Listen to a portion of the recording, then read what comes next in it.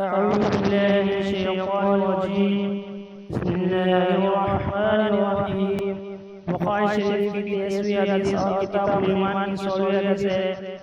حدثنا محمد بن عبید اللہ قال حدثنا ابراہیم بن سعد عن صالح عن ابن شهاب عن ابي امامة بن سهل انه سمع ابا سعيد الخدري يقول قال رسول الله صلى الله عليه وسلم بين انا نائم رايت الناس يعرضون علي وعليهم خمس منها يبلغ السدية ومنها ما دون ذلك أريد علي عمر بن الخطاب وعلي قميص يجره.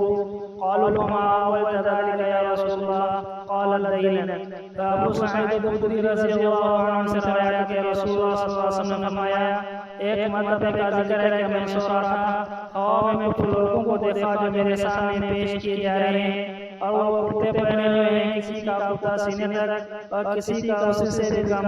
और उमर बिन खत्ताब रज़ियल्लाहु अन्हु मेरे सामने लाए गए. वो ऐसा कुर्ता पहने हुए थे जिसको घसीट रहे थे. सहाबा ने कहा या रसूलुल्लाह सल्लल्लाहु अलैहि वसल्लम उसकी क्या ताबीर है? आप सल्लल्लाहु अलैहि वसल्लम ने फरमाया दीन है.